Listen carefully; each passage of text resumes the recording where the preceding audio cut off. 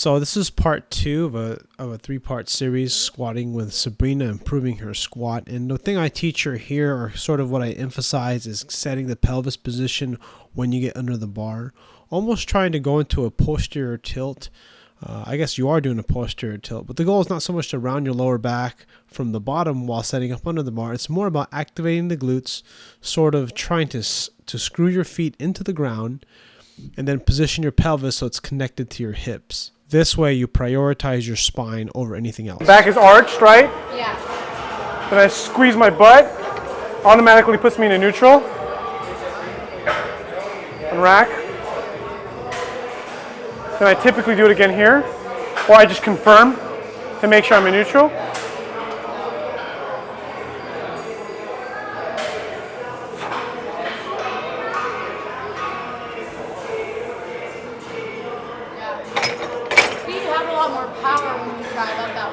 Yes, because you get the more glute involvement.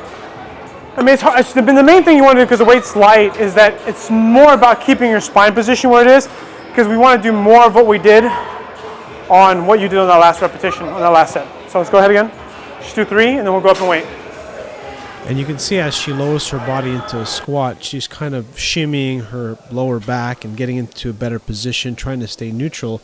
And it's not always so easy, because when you do it slow, a lot of what I'm actually trying to do when I'm teaching her or coaching is getting her to know what to feel during the squat, because that's really what's more important. I mean, you're not going to have a trainer training you all the time. It's really more about learning the proper cues so that you know what feels wrong and what feels right. And that will take a while. I felt better. You're still having more. You're having probably the maximum I like to see. The goal of this, talk and just going over to workout with you is just, we don't want to eliminate the butt wink completely, because otherwise no one would ever be able to squat. Right. It's just understanding the limits of what it is and trying your best to not do a ton of it under heavy load, and you're aware of how your body's functioning. Because I mean, there are people out there that are much more educated than me in this particular subject, and they'll just be like, okay, this is why you should or shouldn't do it and whatnot. And there's truth to it, but it's just more about having an educated approach. Yeah. And just understand, okay, this is too much, this is too little. The one thing I'm noticing when you squat, you're shaking. I think your abs are contracting, you're trying to hold position. Yeah. So I don't know exactly what it is. I imagine you have a pretty tight lower back. You have a strong lower back. So squeeze those glutes, yep. Tight stomach, breath in. That's much better. 1, 2 more. 2. Tighter stomach, tighter stomach. All right, good job. Sit down. The thing that's sort of messing you up is exaggerating your chest. Okay. Let's just not do that. Okay. I think it's a good cue, but it's just not. I think it's just making you, even though it opens up your chest, it's also opening your lower back as well. So you're fine where you're at. Just focus on, just keeping, think about when you go down into the hole again, think about just keeping your chest where it is as you go down. Don't think about pushing it up more than it is, okay? Because you're pretty flexible, and the more you try to, exaggerate, the more you're just gonna, your spinal is gonna go into extension. Go ahead.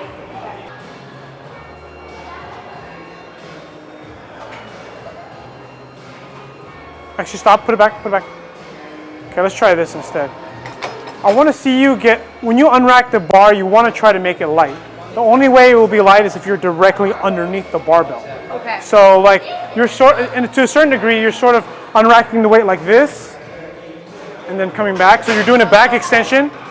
So what you want to be is a little bit more forward, more under, position your hips, and then come up. It should feel very light. Okay. That's how you know. It did feel heavy that time. Yeah, because you had a huge extension. You basically did a little mini good morning here. Yeah, I need to stop with that. Well, when the weight gets heavier, it's going to feel more and more scary, more and more heavier, So get your feet kind of awkwardly in front of it. Just don't lose your balance, right? Feel that difference, or? Yeah, it was a lot lighter. Okay.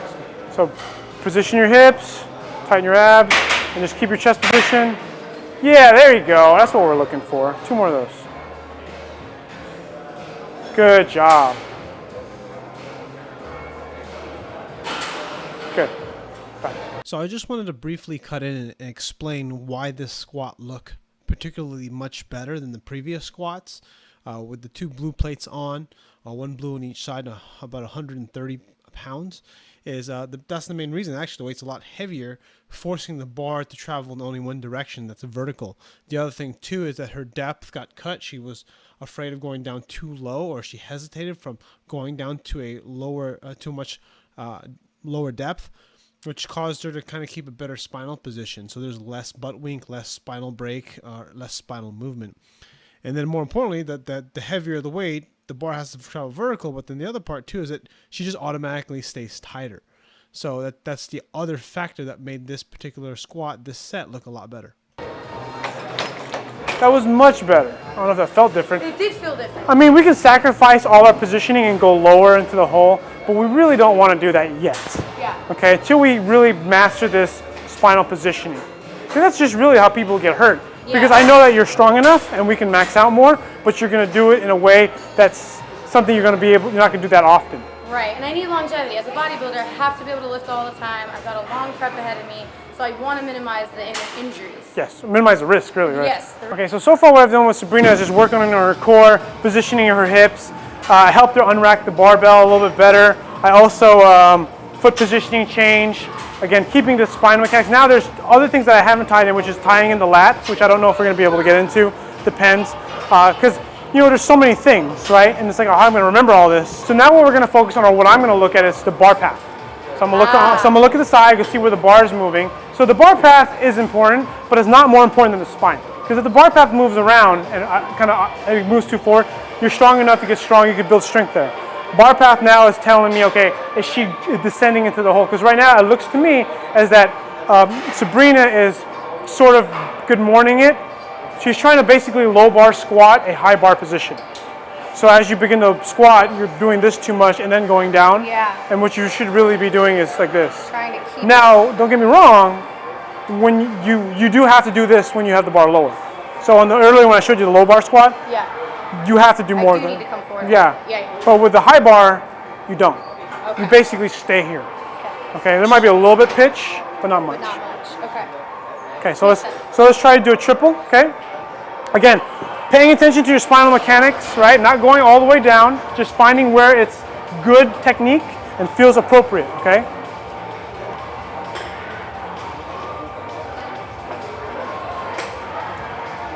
Good.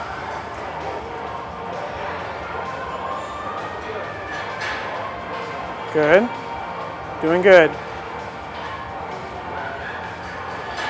Good job. That was really good. That was much better. You didn't hit depth, but it was way better. So what did that feel like to you? Super hard, super easy? What, I mean, it was about moderate. Okay. I mean, obviously it was a jump from where we were because it is heavier weight. But normally I feel like in the past I would have cracked at this point a little bit. Oh, really? Is it scary for you? It's a little bit scary. But I also think it's just because my mechanics were different. With having that extra, as I was going up heavier and having myself push back, I was just feeling it in my back. My quads had to engage. My glutes were turning off, and it just wasn't working for me. So when you unracked it, did it feel really heavy when you unracked it? No. That's good. So I think that's what tricked me. You know, visually I'm like, uh-oh. But feeling I was like, this so is good. that's actually one of the first cues that I learned from me when I'm squatting, is learning how to unrack the weight so it's light. Yeah. Because when people train and they squat, they don't know how to hold the bar on their back. You waste so much energy. Right. Yeah. Because it's not sitting in the right spot, or you're not positioning yourself around the bar. Yeah. You know. So if you're unracking, it's a little bit heavy. That's not that big of a deal. It's all right. But understand you're striving for that. Because you think about this: you get on the bar, you squeeze your glutes, tighten up, right? You position yourself appropriately. Take a deep breath and you fill up from the bottom up into your chest. So think stomach back, chest back, inflate, unrack. You know what I mean? So you're just trying to fill it all up with air, even all over in your back, and then unrack. Okay. Almost like, almost up into your rib cage, and that gives you sort of a little, what I've noticed for me anyway, is a small balloon in my chest cavity. So that way when there's 400 pounds on there, it doesn't feel, Yeah. it's still heavy, but it doesn't feel as heavy because I have a little bit more room. Whereas, I don't know if you've seen someone try to, maybe a novice or much more beginner to squat, they unrack it and they fold in half. Yeah. I don't know if you've seen that before, right? They have. fold in half. So once they fold in half, they've lost all tightness, and they should not continue. Right. Set it back. And If it's the bar, it doesn't matter as much. So we were talking about how some people, when they have, when a novice puts weight on, they just automatically collapse and look forward because you don't know how to take it off the rack properly. Right. Think about the most perfect rep you can possibly do. All right. Get your feet underneath there. Brace your abdominals.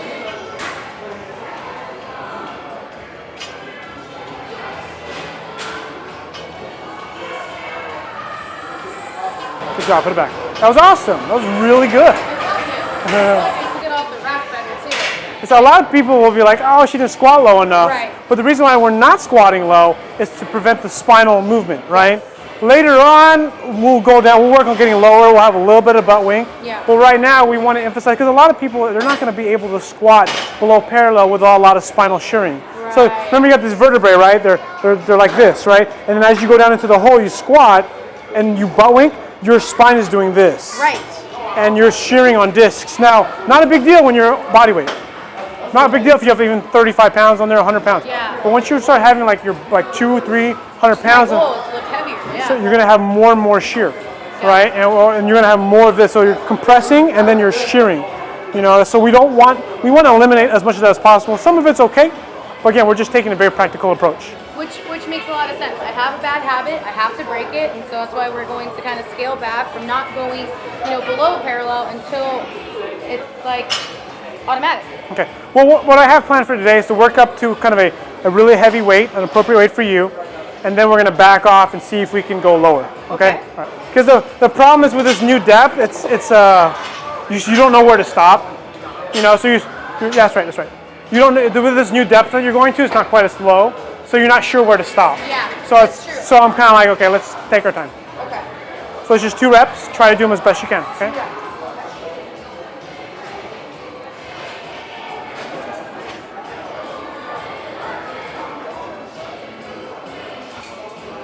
Like squeeze your glutes first. Like squeeze your glutes. There you go.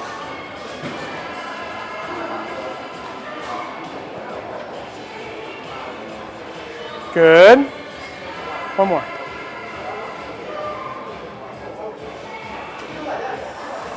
Good job. That was really good. No, when are you exhaling? On the way up. Don't exhale. Don't exhale. Don't exhale. So just do it. Just do it and rack it. Just once, okay? One Don't time. don't exhale.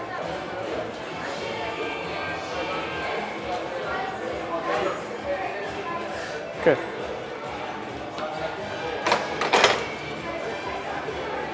What was that feel like? I didn't do a good job on that one. No, what did it feel like though to you? I felt I could feel myself pulling back. This is near your failure rate. It's going to be near your integrity loss. It was fine. I mean, did it feel heavy? It felt heavy. Okay. It definitely felt heavy. So now we're getting tired. I think that's what's happening.